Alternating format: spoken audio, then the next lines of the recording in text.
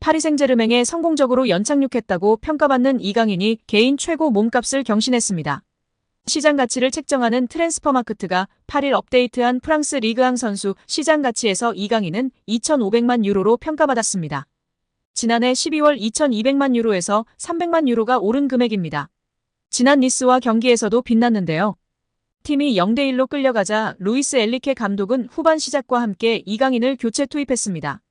축구 통계 매체 풋몹에 따르면 이날 이강인은 평점 7.2점을 받았으며 태클 성공률 100%를 자랑했다. 또한 패스 성공률은 91%였으며 이번에 기회를 창출했습니다. 준수한 활약에 현지 팬들의 극찬이 이어졌습니다. PSG 팬들은 이강인을 선발로 써야 한다. 그는 이번 시즌 초반 최고의 PSG 선수다라는 등 찬사를 쏟아냈습니다. 이강인의 가치는 이날 경기에서만 한정되지 않는데요. 축구 통계 매체 후스코어드닷컴에 따르면 이강인은 이번 시즌 현재까지 총 7개의 키패스를 기록했습니다. 니스전을 포함해 총 423분을 소화한 이강인은 90분당 3.6개의 키패스를 기록했으며 이 기록은 리그앙 1위, 유럽 5대 리그 선수 중에선 7위의 기록입니다. 이강인의 위에는 부카요 사카, 케빈 데 브라위너 등이 자리했습니다. 놀랍게도 리그앙에서 키패스가 가장 많지만 이번 시즌 이강인은 어시스트가 하나도 없는데요. 이강인의 패스를 받은 동료들이 제대로 마무리하지 못하고 있다는 것으로 해석할 수 있습니다. 현지 보도에 따르면 PSG는 지난달 익명의 PL 클럽으로부터 이강인에 대한 제안을 받았으나 이를 거절했습니다. 영국에서는 중동 자본을 등에 업은 뉴캐슬 유나이티드가 이강인을 노리고 있다는 루머까지 등장했습니다. 그러나 PSG가 이강인을 팔지 않겠다고 선을 그으면서 이강인의 이적설은 루머에 그쳤습니다. 이어 김민재의 전 소속팀인 나폴리도 이강인과 연결됐습니다. PSG가 음바페의 대체자로 빅터 오시멘을 영입하려고 하는데 오시멘의 이적료가 워낙 비싸니 나폴리 측에서 먼저 지불 구조를 이적료와 선수로 바꿀 것을 제안했다는 내용이었습니다. 이 과정에서 나폴리는 PSG가 내놓을 트레이드 카드로 이강인을 지목했는데 PSG가 곧바로 협상을 접었습니다. 젊은 선수들을 중심으로 팀을 개편할 계획을 세운 PSG의 플랜에서 이강인이 어떤 입지를 갖고 있는지 알 수 있는 대목이었습니다. 최근에는 사우디아라비아에서 이강인에게 관심을 보이고 있다는 소식도 전해졌습니다. 심지어 일부 사우디아라비아 클럽들은 이강인을 리그 최고 연봉자로 만들 생각도 갖고 있다는 보도였습니다. 프랑스 매체 풋 메르카토의 산티 아우나는 일부 사우디아라비아 클럽들이 이강인을 영입하기 위해 PSG와 이강인에게 초대형 제안을 건넬 준비를 하고 있다며 상황을 지켜봐야 한다고 했습니다. 현재 사우디아라비아에서 뛰는 선수들 중 가장 높은 연봉을 받는 선수는 세계적인 슈퍼스타 크리스티아노 호날두로 만약 이강인이 이 제안을 수락할 경우 호날두가 받는 2억 유로 약 2,982억 원 수준의 연봉을 받을 수 있을 전망이지만 이제 막 B클럽에서 도전을 시작한 이강인이 사우디아라비아의 제안을 받아들일 것인지는 미지수입니다. 이적설과 별개로 이강인의 활약 자체에도 많은 기대가 쏟아지고 있습니다. 여기에 이강인 선수가 언젠가 잉글랜드 프리미어리그 무대를 밟게 될까요? 이적시장 전문가 에크렘 코누르 기자는 소셜미디어 SNS에 PSG의 22살 한국 선수 이강인이 EPL 구단들의 관심을 끌고 있다 고 주장했습니다. 코누르 기자는 유럽 축구 이적 소식을 주로 다루는 전문가 중 하나인데요. 기자는 이강인이 어느 구단에 관심을 받는지 밝히지는 않았습니다. 다만 이강인은 PSG 이적 전에도 다수 구단에 관심을 받았는데요. 특히 우나이 에메리 감독이 이끄는 에스턴 빌라와 에디 하우 감독의 뉴캐슬 유나이티드가 이강인 영입에 흥미가 있었던 것으로 알려졌습니다.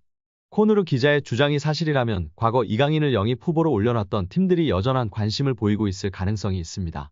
혹은 그간 이강인의 행선지로 거론되지 않은 새로운 팀이 갑작스레 관심을 보인 것일 수도 있습니다.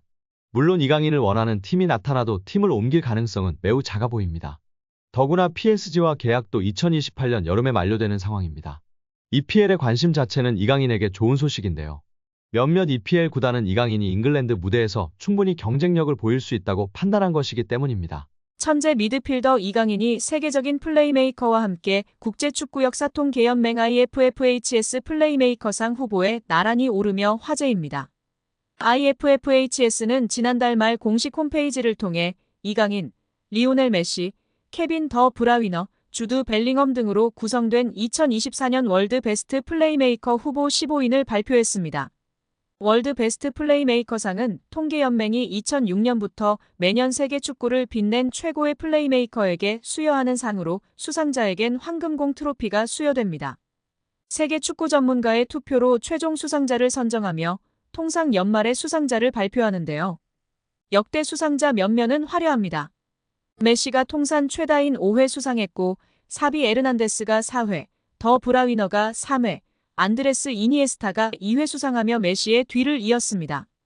지네딘 지단, 카카, 토니 크로스, 루카 모드리치 등이 한 차례씩 수상했습니다. 더 브라위너는 지난해 시상식에서 181점을 받으며 100점을 받은 메시를 81점 차로 따돌렸습니다. 베르나르도 실바가 78점으로 3위에 올랐습니다. 시즌별로 가장 창의적인 플레이를 펼친 선수들에게 트로피가 주어졌는데요. 이런 전설들이 수상한 플레이메이커상 최종 후보에 이강인이 뽑힌 것만으로 큰 의미가 있다는 평가입니다.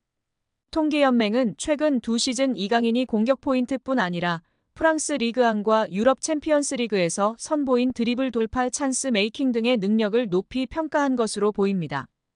이강인은 올 시즌 챔피언스 리그에서 키패스 11개를 기록하며 전체 공동 4위를 질주하고 있는 상황입니다.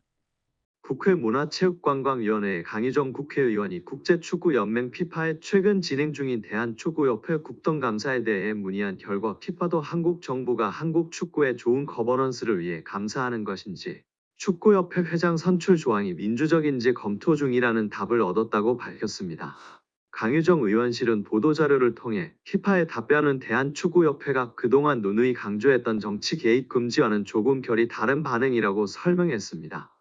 강희정 의원이 피파에 질의한 내용은 피파가 대한축구협회 제3자의 부당한 개입이 확인되면 징계를 받을 수 있다는 내용이 적혀있는 공문에 대해 국회의 축구협회에 대한 현안 질의와 문제부의 감사가 제3자의 부당 개입에 해당하는지 국회와 문화체육관광부로부터 축구협회 관련 정보를 받을 의향이 있는지 축구협회 회장 선거 규정이 독립성과 민주적 절차를 보장하고 있는지 제3자의 부당한 개입의 범위는 어디까지인지였습니다.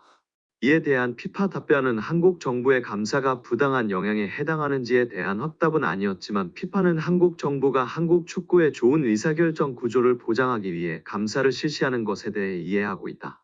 한국 정부가 구체적인 상황을 가지고 있다면 대한축구협회와 공유한 후 대한축구협회가 이를 피파의 공식 채널로 전달할 수 있기를 권장한다는 내용이었습니다. 또한 피파도 대한축구협회의 선거 절차가 적절한지 검토하고 있다며 피파는 선거 절차와 관련 AFC, 아시아축구연맹과 함께 대한축구협회와의 논의를 시작하여 관련 조항을 피파의 기준에 맞추기 위한 논의를 2023년 12월에 시작했다는 답변도 받았습니다.